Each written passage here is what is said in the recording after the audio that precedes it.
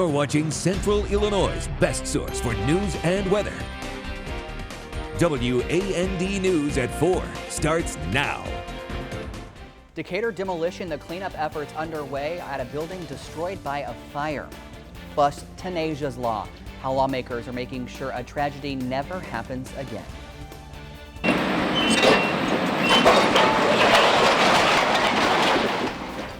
Well, you saw it there first at 4. A Decatur building destroyed by flames comes down. Right now, crews working to stabilize the destroyed building in an effort to try and get Grand Avenue back open. WAND's Megan Whitlock is at that scene near Grand and Calhoun with the very latest. Megan, is the road back open? Yeah, Chris, the old Airmark building here behind me got started to be excavated by the city. They sent crews out here earlier. They are now done working for the day, but you can kind of see the work that has been started here. We were out here earlier and saw them taking out multiple walls and moving debris. The city has hired Entler Excavation to take care of the building. For now, the city will be footing the bill, and they expect that to be a couple $1,000s. The owner of the building is currently in the Middle East, and the city plans to send him the invoice after. City officials say this is just the beginning of cleanup efforts, and they expect full cleanup efforts to cost $250,000. Now, roads around this building were closed earlier, and mainly that affected Grand Avenue, but that street is back open as of now. For now, live in Decatur, Megan Whitlock, WAND News. Megan, thank you for that information. And crews are working to try and determine the cause of that fire, which burned for hours. The fire broke out Saturday afternoon. Crews spent hours battling the flames. The city of Decatur has been in contact with the property owner, who, as Megan said, is out of the country. City records show the building was recorded as sold 5 days before the fire. It is unclear if the owner had insurance, and right now the city is handling the costs of that cleanup. WAND News was the first on scene when the building went up in flames. To see pictures and videos captured on Calhoun and Grand, head to our website, WANDTV.com, or our Facebook page, WAND News Center 17. Happening today, remembering Tunisia Barnes. Lawmakers voted to change the name of House Bill 1551 to Tunisia Law. The measure, signed into law in 2019, made changes to child welfare programs in the state. The law requires a child who was in the foster care system to have immunizations. It also created more thorough home safety checks and gave mandated reporters more leverage in reporting a case of abuse and neglect. Aisha Dean, Tunisia's former foster mother, says this change will help protect children like Tunisia. Today is just, you happy, more happier than sad, but I'm happy, and I hope this makes a difference, and hope we keep moving forward as remembering her and all the other children that it happened to. And after its passing in the House today, House Bill 1551 is officially called Tunisia's Law. Now, Tunisia died in February of 2019. Authorities say she was dirty, unresponsive, and wrapped in a urine-soaked blanket. A jury found Anthony Myers guilty of first-degree murder. He was sentenced to 30 years in prison. Some developing news now. U.S. Marshals helped Pana police catch a suspect on the run. Officials had several warrants out for 21-year-old Quentin McKittrick. And police say McKittrick took off during a traffic stop yesterday before U.S. Marshals finally caught him on foot. He's charged with violation of parole and possession of meth, among other charges.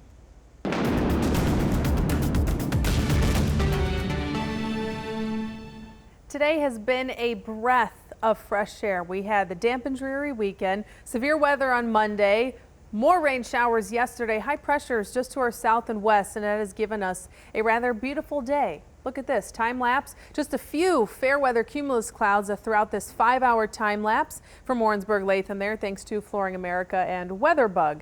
As far as what we have on SatRad right now, that being satellite and radar, outside of the few clouds, nothing. Wet weather is all to our west and east, awaiting arrival around this time tomorrow. An hour by hour for you for any outdoor plans. Today is Cinco de Mayo. If you do plan on being outside, grab a light jacket. It's just going to be a little bit chilly out there. Nonetheless, still very nice. Temperatures now in the mid-60s. More details coming up in my full forecast. New today, former President Donald Trump will not be returning to Facebook, at least not anytime soon. Now, Facebook's oversight board is upholding the ban on Trump. It comes 4 months after the company suspended his accounts for inciting violence at the January Capitol riots.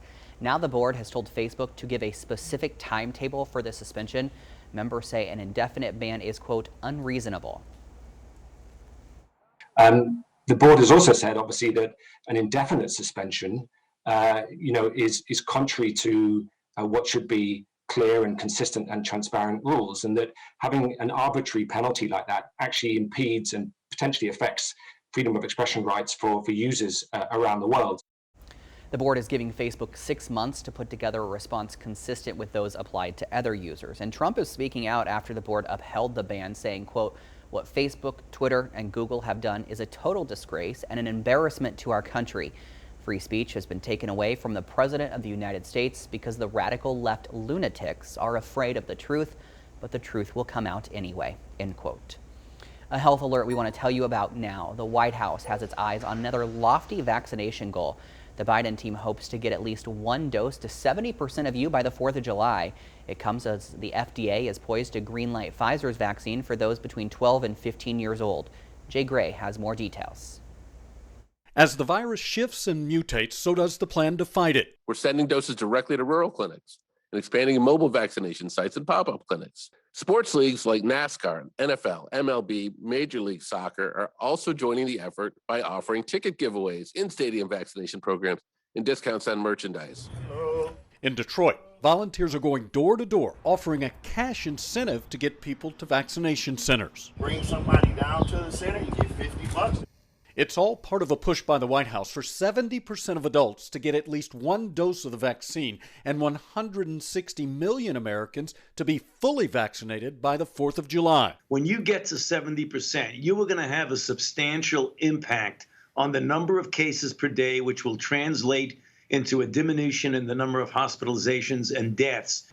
To reach that goal, high schoolers in Maine are urging fellow students to get the shot. I think everyone should get the vaccine so we could stop the pandemic and be more safe. And there are indications that in a week or so, the Food and Drug Administration could approve the vaccine for kids from 12 to 15 years old. The sooner we get more and more people vaccinated, the sooner we will all get back to normal. A goal that is anything but child's play. Jay Gray, NBC News. Pfizer says adolescents in clinical trials had the same side effects of those between 16 and 25. Here in Illinois, the state is reporting more than 2,400 new COVID-19 cases and 30 more deaths. The state's 7-day state positivity rate now sits just below 4%. Vaccination numbers are falling in the state, and they're falling fast. Since shots started going out in December, IDPH data shows the number of people getting the shot has dipped more than 40% since mid-April. And now on WAD, you may have noticed the Lincoln Walmart Supercenter is closed today. Corporate has told us its doors will be temporarily closed over the next couple of days. The store says third-party crews will be cleaning and sanitizing the building. Doors will reopen Friday morning at 7. Hanging in the balance, still to come, the Central Illinois landmark that needs some saving. And it's Workforce Wednesday, the hundreds of jobs that could be yours at just the touch of a button. We'll see you after the break. You're watching Central Illinois' best source for news and weather. Preserving history, Landmark Illinois is revealing the state's most endangered historical places in 2021. The initiative hopes to save Illinois' historic hotspots. Now, one of those places on the list is the Illinois Terminal Interurban Station that's in Decatur. It's been a community asset since it was built in nearly a century. Passenger service ended in 1956. Faith Community Church has used the building to provide social and education services since. The church plans to sell the building. Neighbors and the Decatur organization History of the Heartland are concerned that the church's departure will lead to deterioration as well as the permanent loss of social services from this historic building. Now, the former train station needs a roof replacement. Local advocates think it can continue to serve the community. If you have any ideas on what to do with the building, you can contact History of the Heartland on Facebook. Again, that's History of the Heartland. Finally, folding still ahead, how Peloton is reversing course on its treadmills after a handful of dangerous incidents. It is Workforce Wednesday. There are over 1,300 jobs available to you in Macon County. Workforce Investment Solutions is going to try and help one local company fill those spots. A week from tomorrow, Workforce Investment Solutions will host a virtual recruiting event for Ring Container Technologies. During this call, you will have the chance to ask questions and find out what the qualifications for the positions that are available. So they've got maintenance and warehouse positions, and I think the operator assistant is another one that's in demand. And so when you're on the Zoom call, you're going to find out what they're needing to hire and what the skill sets are for those jobs. Got questions? You can call Workforce Investment Solutions. The number is on your screen, 217-875-8751 for a link to the meeting. Again, that number is 217-875-8751. The pandemic has been a struggle for all of us. A new survey says working moms are among those hit the hardest. The University of Illinois looked at 1,000 working mothers. It found nearly half of them either lost their jobs or worked less hours. More than 80% say their kids' schools closed. 4 in 10 say they helped their little ones with remote learning more than 10 hours a week. After a lot of pushback, Peloton has agreed to recall all of its treadmills. One child has died. Dozens of others have suffered cuts, broken bones, and other injuries on the treadmills. The company is recalling both its Tread Plus and Tread treadmill. If you have either of these, Peloton says you should stop using it and call for a refund. You should get that refund by November of next year. Feeling lucky? Well, still to come, how the state of Illinois continues to play the odds in this year's Powerball. Plus, Chicago concert series, why your ticket to this event starts with a vaccine dose. All right, hitting the jackpot, Casey. Illinoisans continue to get lucky in Powerball lottery. Kind of exciting. A person in Tuscola has claimed one of the $50,000 prizes in the latest drawing.